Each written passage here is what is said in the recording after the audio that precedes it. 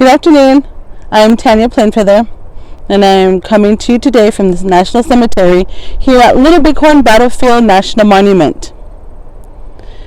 And today's presentation is going to be about a Crow Indian woman named Pretty Shield. Pretty Shield was a healer, and she was a medicine woman. Pretty Shield was born in 1856, and she died in 1944. She was born to Kills in the Night and Crazy Sister-in-Law. Pretty Shield was fortunate enough to have been born during the last years of the buffalo horse culture. This means she lived on the plains while the Crows were still hunting buffalo and moving from camp to camp. Pretty Shield told her story in 1931 to Frank Linderman through an interpreter and using sign language, telling him about everyday life of Crows. Pretty Shield reminisces about her life on the plains from long ago. Pretty Shield's favorite thing to do was move camp. She loved packing. She loved putting up camp. The best part of this process was meeting up with clan family. Her favorite time was moving, and when a camp crier came to the camp telling all the Crow people when they were leaving and what where their destination was going to be. This tradition of the camp crier goes on today.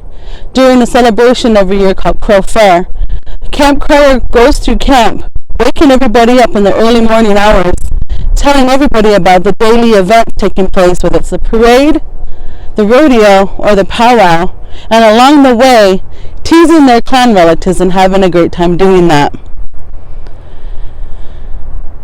Pretty Shield loved as a child to play camp. She had a miniature teepee and she would butcher animals and she would cook them. And this was her favorite thing to do as a child. And Pretty Shield tells in her book about how Crow women were and how they should be. They should be good-natured, soft-spoken, and keep a tidy teepee or home and not be lazy. You should have well-dressed skins for robes and tan hides very well for lodges, for moccasins, for rawhide, and for almost everything that they needed and used.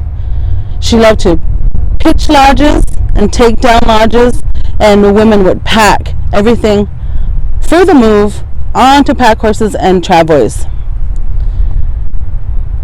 And one very good virtue was to take care of your mother and to help other women in your camp.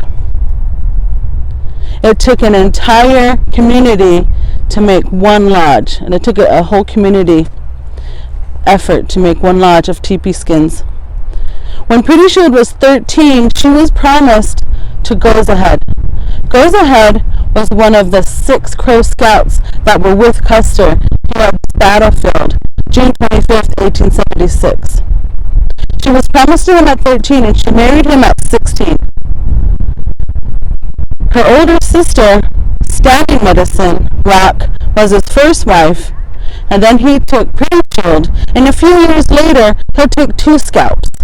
That's Pretty Shield's younger sister.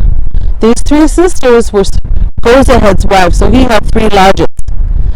And Pretty Shield remembers that she loved her husband, her sisters, and all of their children. When Pretty Shield had her first child, she gave birth in a maternity lodge with the help of a medicine woman. When a child is born, it spends from birth to 6 months in the arms of their mother. From 6 months to about 2 to 3 years old, they spent their time in a cradle.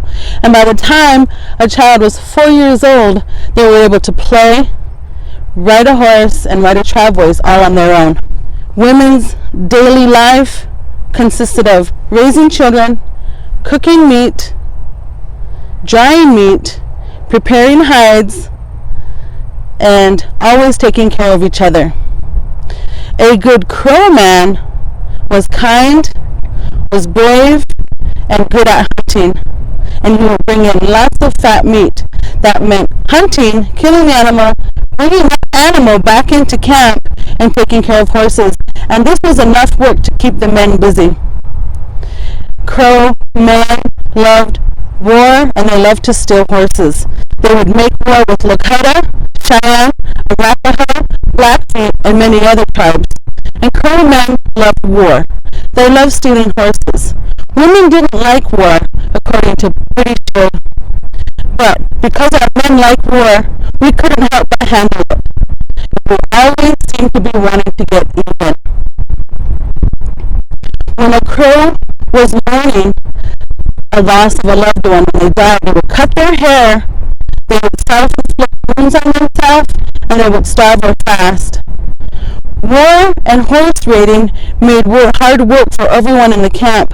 When a woman's man was killed, her family would take care of her and her children. Her dad, her brothers, her uncles would feed her and her children. Pretty Shield was blessed to have experienced and lived during the Buffalo Days. She tells the sign talker, Frank Linderman, that the reservation is not a good way of life and the young people are not listening. She sees a life coming for her people that she doesn't like during this time period in 1931. And traditions keep going and time marches on. And I thank you for listening to today's talk about Pretty Shield, Medicine Woman of the Crow. I'm Tanya, and have a good day.